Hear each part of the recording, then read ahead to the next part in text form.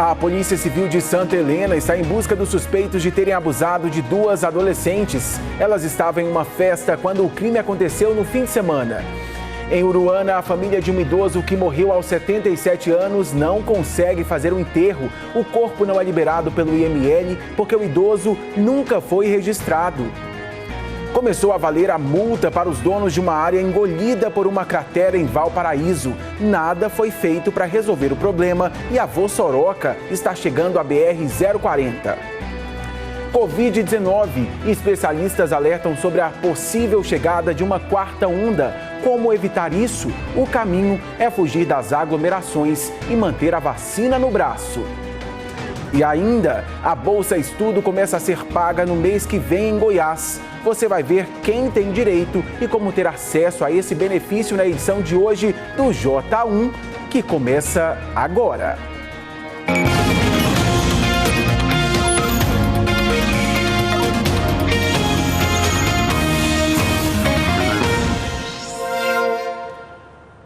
Olá, muito bom dia para você. Seja muito bem-vindo ao nosso Jornal Anhanguera desta quarta-feira, meio da semana, 11h48. Bom jornal para a gente. Vamos começar.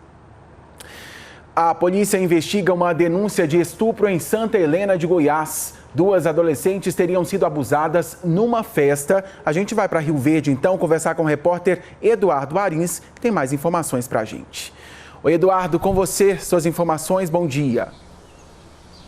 Oi, Tiago, bom dia para você, bom dia para todo mundo. A Polícia Civil lá de Santa Helena de Goiás já está investigando este caso. Tudo aconteceu no último fim de semana no bairro Ouro Branco. As informações que nós temos com base no boletim de ocorrência e também nas investigações são as seguintes, que eram 3 adolescentes que foram até uma casa onde estavam 3 homens adultos. Destas 3 adolescentes, 2 teriam sido então abusadas sexualmente por 2 homens, né? Ontem mesmo as mães e essas adolescentes já foram ouvidas. Esses homens já foram identificados. A polícia fez algumas diligências ontem até a casa onde tudo teria acontecido.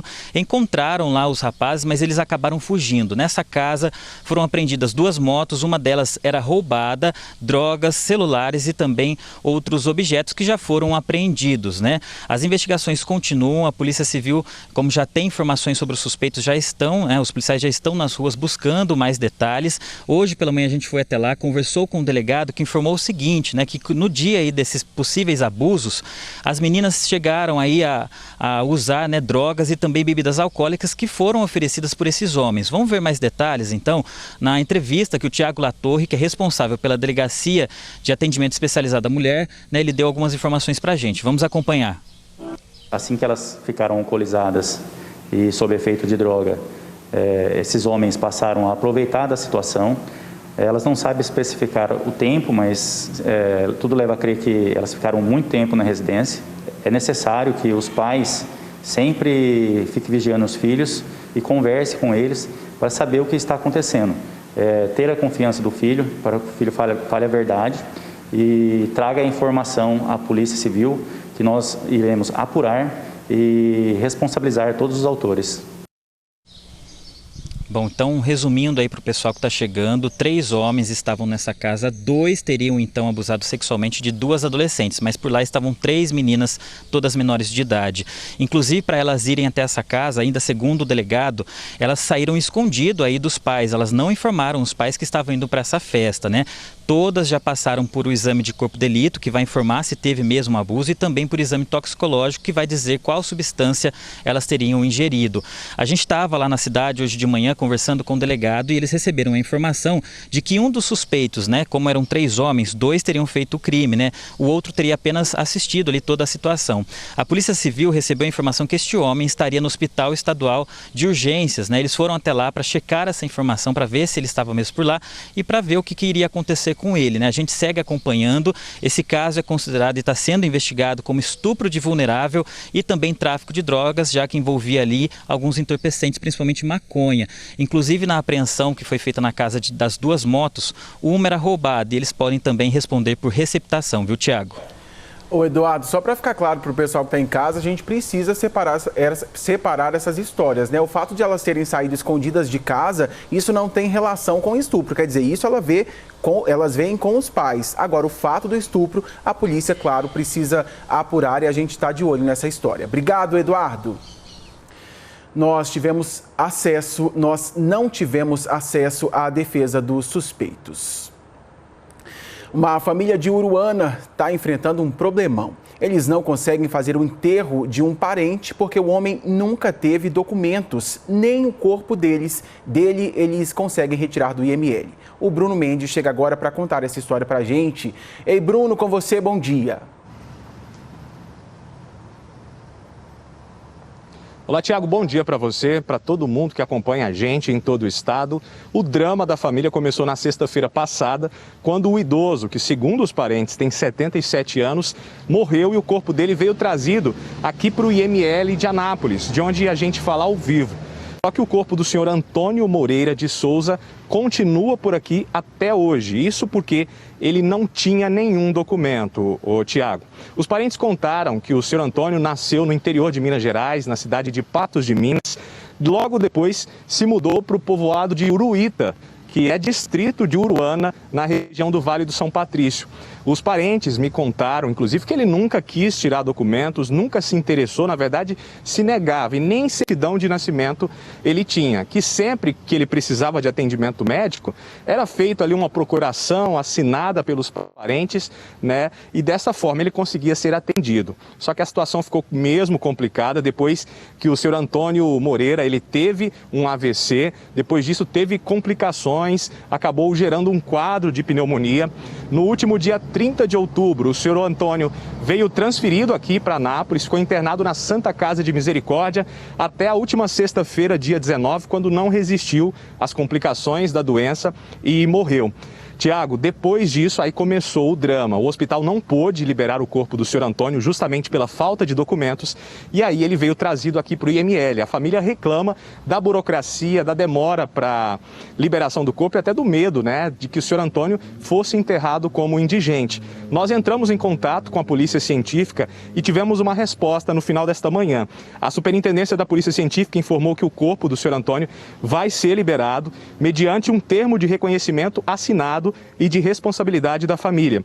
Diz também que isso não vai impedir o procedimento de identificação, que vai ser feito pelo laboratório por meio de exame de DNA dos familiares e sem qualquer custo para a família. Diz também que por meio dessa identificação, assim que ficar pronta, os familiares vão conseguir toda a documentação relacionada ao óbito. Tiago. A importância de registrar, né? Inclusive tema debatido muito esse ano. Obrigado, Bruno, por sua participação. A ANAC, Agência Nacional de Aviação, procura por um helicóptero que oferecia voos panorâmicos na cidade de Caldas Novas. O Emerson Ferreira está ao vivo com a gente, tem outros detalhes, porque inclusive houve uma tentativa de apreensão dessa aeronave no último fim de semana, mas o piloto teria fugido ao perceber a abordagem. É isso, né, Emerson? Com você, bom dia.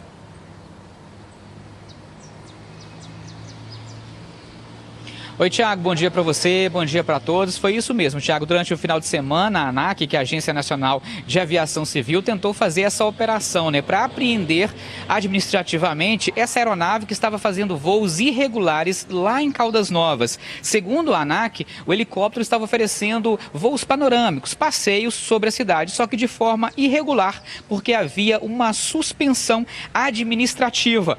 A aeronave foi suspensa em outubro por 180 dias após fazer voos sem autorização. Mas mesmo com o helicóptero suspenso, a empresa responsável continuava oferecendo esse tipo de passeio lá na cidade. A ANAC então tentou fazer uma abordagem durante o final de semana, mas segundo a agência, o piloto acionou a aeronave e fugiu do local. Nós conversamos com a Agência Nacional e a gente vai conferir agora. Vamos ver. Uma vez que o piloto identificou que era a agência, fiscais da agência, ele levantou o voo sem obedecer a ordem aí de parada. Essa aeronave, após essa punição, ela está proibida de realizar qualquer tipo de voo, seja ele remunerado ou não. Pois é, Tiago, segundo a ANAC, o piloto pode receber uma suspensão cautelar das habilitações e um novo processo deve ser aberto contra essa empresa. Isso porque, segundo a ANAC, mesmo com essa suspensão, eles continuaram a oferecer esse tipo de passeio, esse voo ali sobrevoando a cidade de Caldas Novas, o que, segundo a ANAC, oferece riscos à segurança aérea, à população e também aos passageiros. Esse passeio custava cerca de R$ 150 por pessoa. Tiago, volto com você. Risco para todo mundo, né, Emerson? Obrigado por sua participação. Emerson falando com a gente ao vivo de Itumbiara. Valeu.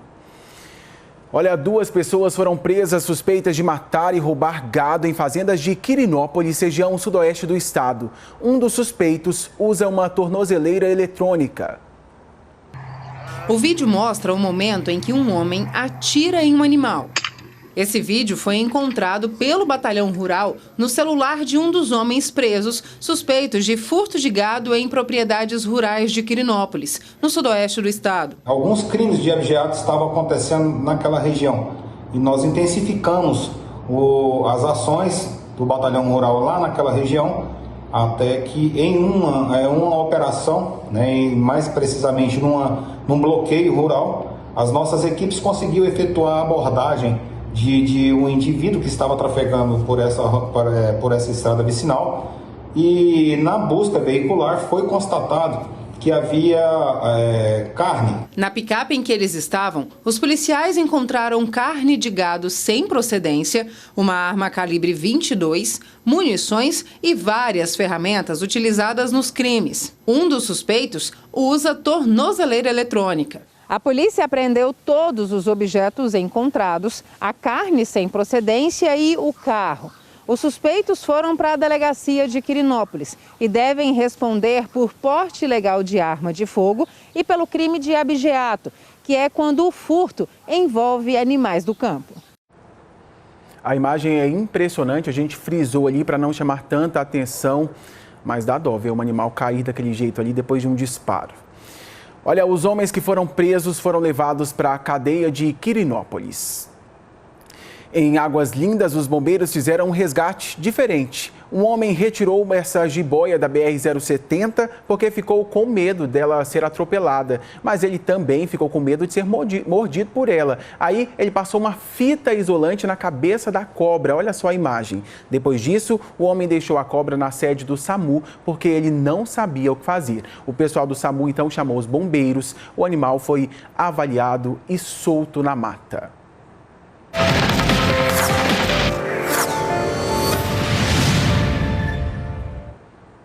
Vinhetinha do QVT, é hora da sua participação e a gente volta a falar de um problema que vem tirando o sono dos moradores do bairro Industrial em Pires do Rio. É aquele bairro onde as ruas estão esburacadas e até uma caminhonete caiu em um desses buracos no fim de semana. Você lembra dessa história? A Prefeitura de Pires do Rio disse que estava organizando uma medida paliativa para contornar a situação.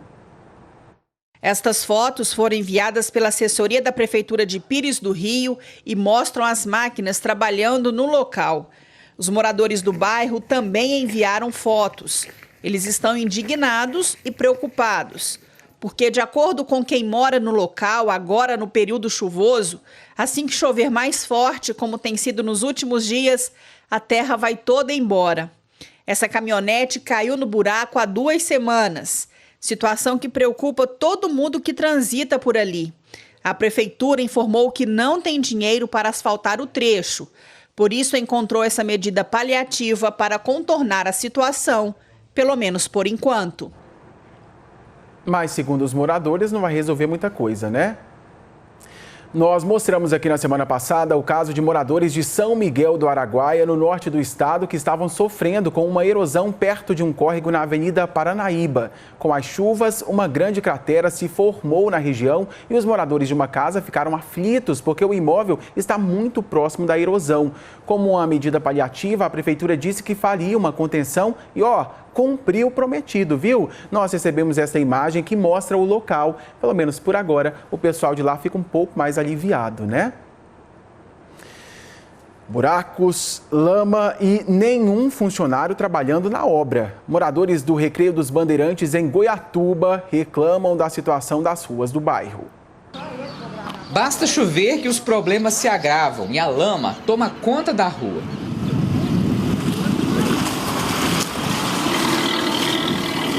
Moradores do bairro Recreio dos Bandeirantes, em Goiatuba, têm convivido com os transtornos causados por uma obra da prefeitura. Quem mora na região reclama. Está escorregando muito, teve casos de pessoas que caiu de moto, machucaram, e dificuldade para as pessoas estar saindo de casa com os carros. Segundo os moradores, a construção de galerias para água de chuva e a pavimentação estão paradas há pelo menos um mês. Se estiver chovendo para atravessar, tem hora que a gente tem que descer da moto para empurrar a moto.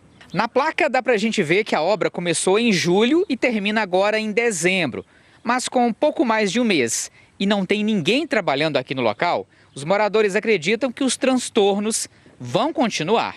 Nesse local que estamos reclamando aqui, já tem mais ou menos 40 dias que começaram e parou a obra. Não deram satisfação, porque hoje é barro, amanhã pode ser poeira e vai continuar aí, nós não sabemos por quanto tempo. E quanto mais tempo durar esse problema aí, pior fica, né? A Prefeitura de Goiatuba informou que a obra no setor Recreio dos Bandeirantes está em andamento e que prevê a construção de redes de águas pluviais, meio-fio e asfaltamento das vias, que a execução está sendo cumprida, mas que o tempo chuvoso forçou momentaneamente a paralisação de alguns trabalhos. Por fim, diante das reclamações dos moradores que não conseguem entrar com os veículos nas próprias casas, a Prefeitura disse que solicitou à empresa responsável pela obra ajustes imediatos para resolver o problema. A gente está de olho nessa situação.